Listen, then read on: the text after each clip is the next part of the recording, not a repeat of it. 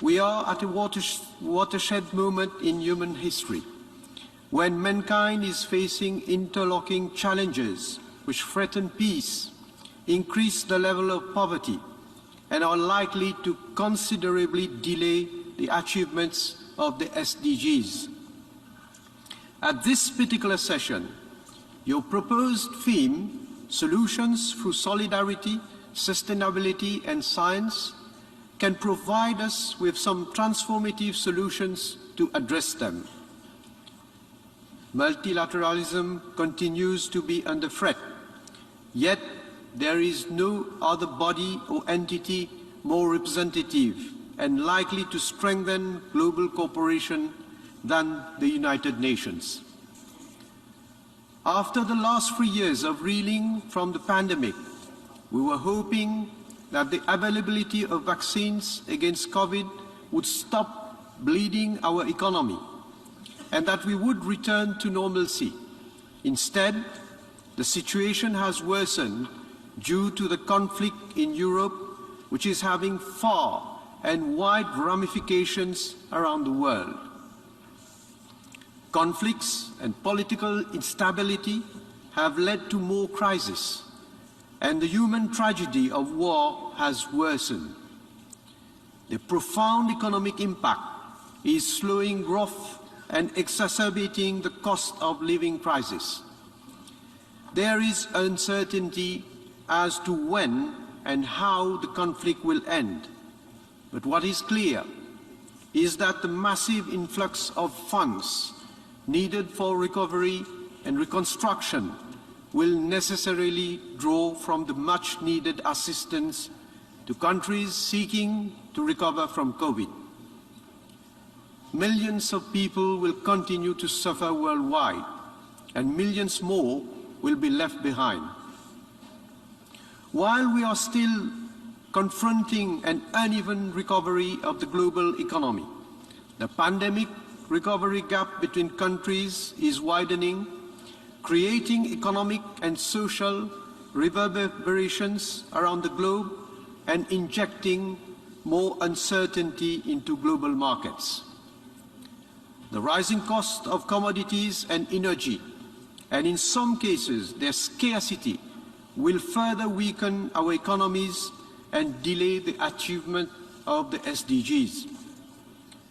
Small island developing states like Mauritius, which are highly vulnerable, will be particularly affected. We make an urgent appeal to all players and the international community as a whole to work towards a cessation of hostilities and seek to resolve differences through peaceful means. Mr. President, this is the time when we should be seriously thinking of saving our planet, slowing down the effects of climate change, preventing a worldwide recession, and most importantly, preventing a nuclear catastrophe. Mr. President, we are witnessing more and more extreme weather events, higher than ever temperatures, droughts, fires and floods are causing unprecedented challenges across the globe and a heavy toll on human life and material damage. I take this opportunity to express my government's sympathies and solidarity to the populations affected throughout the world, especially in Pakistan. COP27 gives us another chance to globally agree and commit to yet unprecedented measures to keep the temperature rise below the 1.5 degrees target. Our responsibilities as leaders and our state responsibility should guide us in ensuring that our own future and that of our children are secure and refrain from any action that is tantamount to ecocide. Access to climate finance is essential to address these existential threats. Mauritius is keen to implement its nationally determined contributions, which is estimated to cost around $6.5 billion. Despite the huge costs to our economy, Mauritius has pledged to finance 35% of the projects. We appeal to the international community to support us for the remaining part. The financing needs for development projects in SIDS, like Mauritius, should be demand-driven and based on the prevailing economic conditions, especially in the light of the budgeting stress created by the pandemic. We must also address the inequities, and in this respect, the United Nations development systems, together with our development partners, should use a unified compass and a refined and more comprehensive vulnerability index, which accurately captures SIDS vulnerabilities to prioritize allocation of funds and increase the funding of development activities. Ocean-based economies are being deeply affected. Restoring the health of our oceans is crucial to preserve our biodiversity, community livelihoods, and climate resilience. Negotiations for a binding global treaty to end plastic pollution and the consensus reached on banning harmful fisheries are important steps in the right direction to turn the tides and make our oceans healthy for our sustainable development. Mauritius is committed to protecting our oceans, and in this context, it announced during the Lisbon Ocean Conference the creation of an MPA around the Chagos Archipelago. We invite states, NGOs, and other stakeholders to support this initiative and assist in this creation, management, and enforcement of this marine protected area, which will be among the largest in the world. Mr. President, the world is getting increasingly connected digitally, and cyberspace is invading almost all areas of modern life. However, while it is providing new opportunities, it is also creating new challenges. The pandemic has brought to light the role of ICT as a crucial enabler of economic and social development, but we need to be cautious of the misuse and abuse of this technology as well. Mauritius' socio-economic vision, multicultural and societal values take into account and encourage the pursuit of a secure and safe digital world for all as we strive to undermine disinformation with accurate information. We strongly value the respect and promotion of human rights, both online and offline. We are equally keen to protect human values and promote tolerance and avoid hate speech. In this respect, we support the efforts of the international community to elaborate a comprehensive international convention on countering the use of information and communications technology for criminal purposes. Mr. President, implementation of the 2030 Agenda for Sustainable Development in its totality is in the benefit of all for today's and future generations. Mauritius strongly believes that we must address the concerns of our youth for the future. Even though we are constrained by our insularity and limited means, we are striving to increase opportunities for our youth. Providing social protection and promoting social justice remain a key priority for our government. Despite very difficult economic challenges, we are maintaining our social welfare state, inter alia, by providing free health coverage, free education, and basic pension to the elderly. The economic empowerment of women is at the heart of various policies that we have adopted in Mauritius. Our government program is paving the way for society where gender equality is adhered to, ensuring fairness and equity among all, as well as the human and social development of women. And in this respect, Mauritius has made significant progress towards achieving gender equality. Mr. President, we reaffirm our full solidarity with the Palestinian people and strongly condemn the senseless acts of violence against its vulnerable population. Mr. President, the recent development on the world scene is again pointing to the need for us to improve our ability to respond to crises, be them man-made or natural. In this regard, we believe that the UN system, particularly the Security Council, needs the necessary reforms to make it more representative of the world today and thereby render it more effective. In that regard, we again reiterate the importance of expanding the Security Council with members of the African continent based on the Eswatini Consensus and the Seattle Declaration, as well as members from SIDS, amongst others. Mr. President, the fundamental pillars of the United Nations, such as development, human rights, and international peace and security, are grounded in the respect and promotion of international law. This essential bond between states enables the rule of law and global good governance to flourish, and without which there would be chaos. When the United Nations and the institutions which we have created for upholding international law are not respected, democratic governance and our universal values are undermined. International law cannot be applied selectively. It is universal, indivisible, and essential to promote multilateralism and international cooperation and strengthen faith in a fair and equitable global order.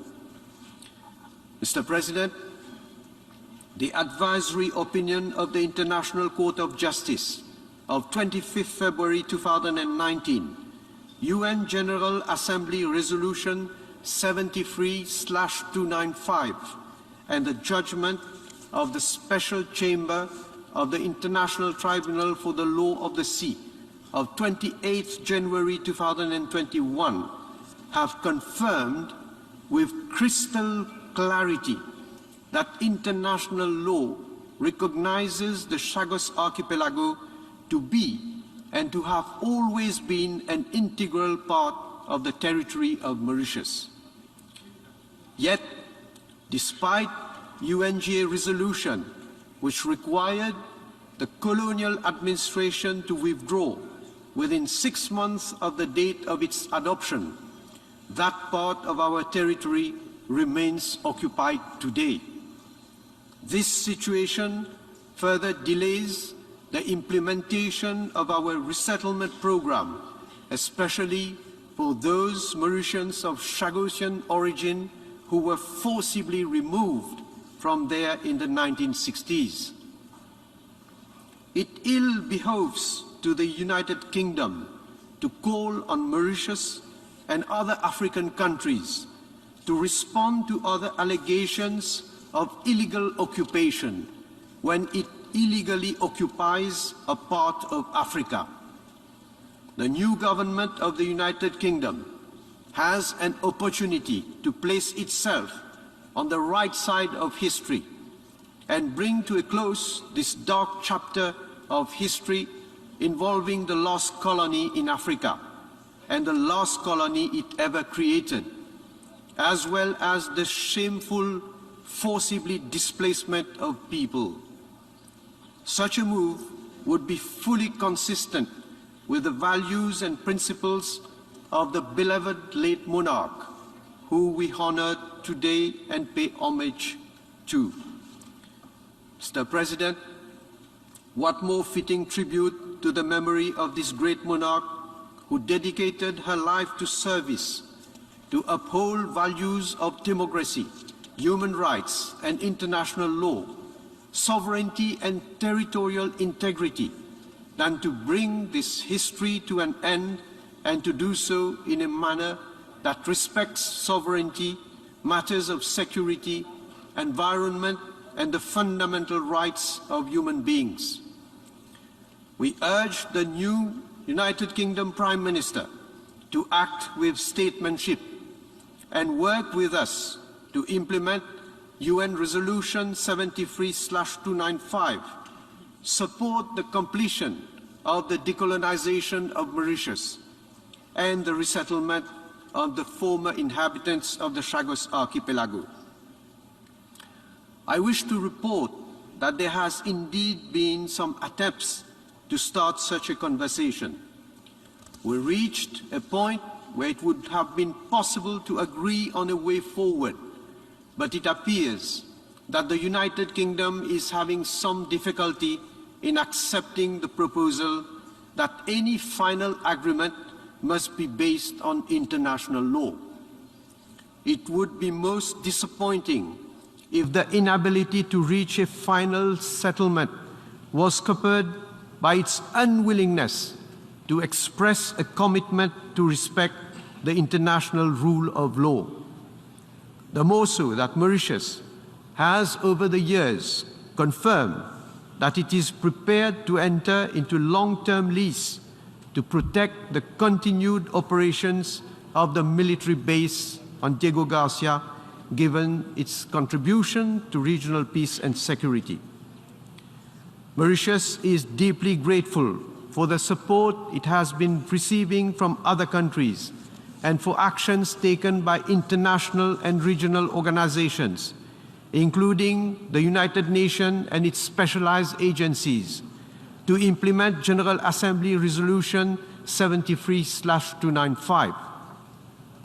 We are particularly thankful to the United Nations for amending its world map to include the Chagos Archipelago as a part of Mauritius, to the Universal Postal Union for ceasing to recognize the so-called BIOT-issued stamps, to the FAO for upholding the ICJ advisory opinion and the UNGA resolutions, and to ITLOS for proceeding to delimit the maritime boundary between Mauritius and Maldives in the region of the Chagos Archipelago.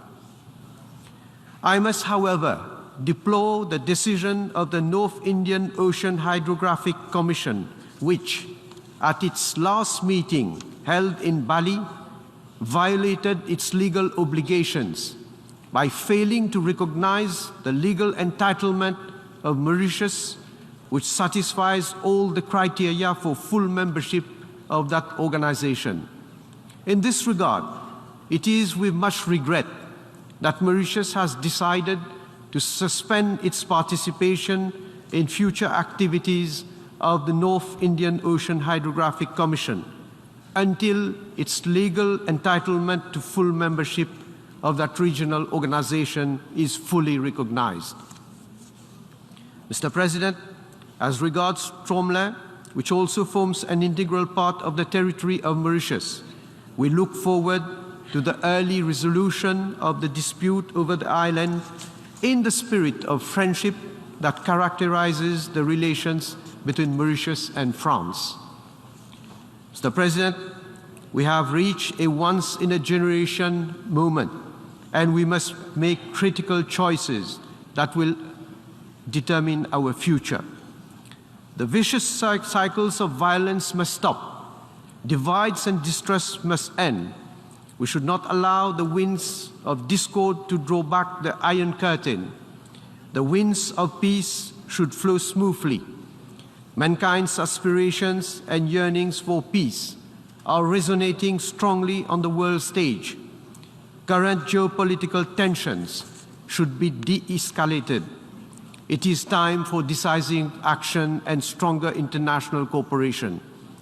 More than ever, the promise to leave no one behind must guide our actions and forward path. It is only by working together that we can begin to weave a stronger and more inclusive global economy and build a better world for our shared prosperity. We can and we must act now. Thank you.